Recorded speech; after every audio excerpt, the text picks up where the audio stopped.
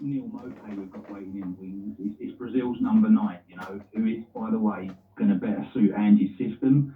We know what Levy's like. You know, if he could earn £1 a year more by tarmacking over the pitch and having a car park instead of a football club, he would do it, right?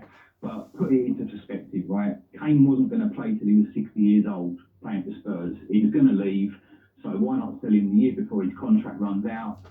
At a time when the club is going through massive change, rebuilding, complete change of what we've been doing over the past couple of years, bringing in the likes of Nuno, Mourinho, Conte, playing terrible football.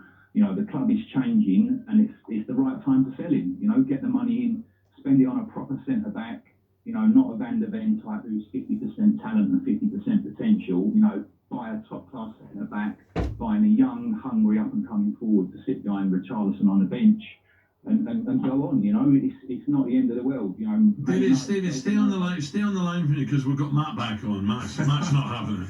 He's pulled off his car. He's on a lay-by. Matt, what have you got to say to David? And keep it clean. Do you know what, Alan? I'm actually on the M11. I might see Harry on the road.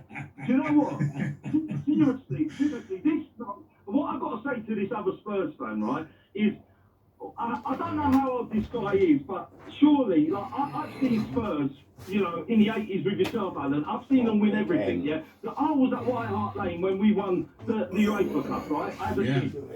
Now, I'm looking at this owner, this chairman, right now, right? And this guy's turning around and telling me, oh, but take the 100 million and go and buy this quality player. Fella, wake up. This guy has not bought any quality footballers to our football club from the day this guy set foot at our football club. He's not bought nothing. The last person that bought something was Alan Sugar, who was Jurgen Klinsmann. That is a statement signing. He's not made one statement signing. And he thinks that he's going to take the 100 million and go and buy, he's going to go Buffalo. He's going to go and buy you another, all these average footballers. You know, this guy cannot buy a quality player because he just cannot. It's not in his genes to go. He won't go, mate. This guy, he won't. I think I'll put my life on it. He won't go to Sainsbury's and all them sort of places for shopping. This guy will go to Aldi and Lidl. Matt, David, thank you. He should go and try and buy Neymar. Up next, Neymar. Get Neymar in touch. Up next, we're going to talk about Rochdale. 18 after 9. It's not going to be an issue for Harry Kane, Alan, but I think this is the time when Harry Kane has decided, yeah, I do want a new challenge, I do want to go, and Daniel Levy's just reluctant. I think what Daniel Levy's got to do is just step back a little bit and realise he's missed a fantastic opportunity to build a really successful side around a brilliant player they've brought through their own academy. He's failed in that. I think that's his biggest failure. Really came from Arsenal. No, Arsenal support Harry Kane. He's got that wrong over the years, and now is the time to let Harry go. Otherwise, he's going to go for nothing, so it makes no sense to me. It's got to be the move. He's got to go. I think that this is the time for Harry Kane. Who do you think's messing the deal up? Is it Daniel who wants more out of Bayern, or is it to do with Harry's demands? Yeah. Is it what Tottenham have got to give Harry, or is it what he's getting? I'm trying to get my head around it. There's so many question marks.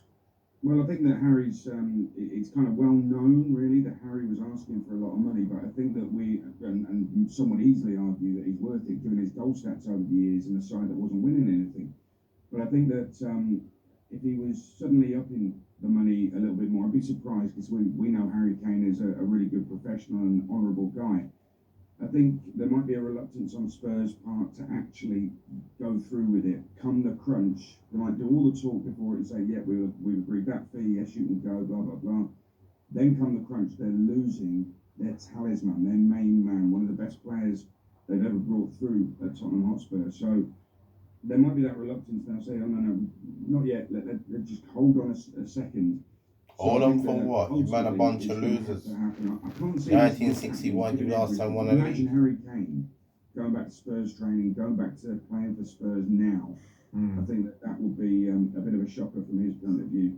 And from Postecoglou's point of view, it wouldn't surprise me if he walked out over this. It really wouldn't. Wow. Well, hey, let's turn our attention to the Premier League. Obviously, can't wait. The pre-season is a bit of a nightmare for a lot of football fans. I know you're watching football, but it's not competitive. Now, all eyes will be on Turf Moor tonight, Burnley v Man City. You must be very excited, because you do a great show on the Saturday and going to lots of the games, and I'm sure you're looking forward to it again this season.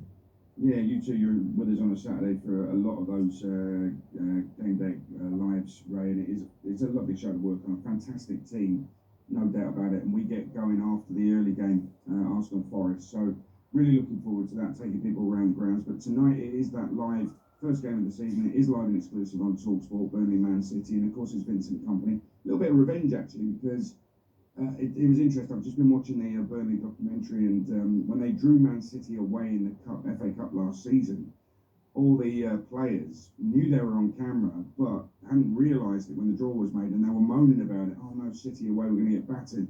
And then they turned and realised the cameras were there, and said, no, don't put that in the documentary, and started cheering and being really happy that they got City away. Ultimately, they lost 6-0. So a bit of revenge there, and I think the problem that Vincent Kompany's got taking Burnley into the Premier League, he admitted it really.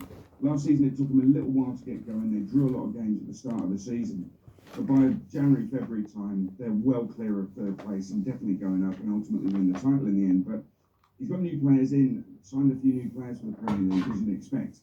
But he admits that takes time to get going. It's a bit like Man City. They take a little while to get going at the start of the season. So Burnley may catch them cold and get a bit fortunate, but Burnley themselves need a few weeks to get up to speed with Vincent Kompany's game plans. But I think that tonight is going to be a great atmosphere, a great occasion.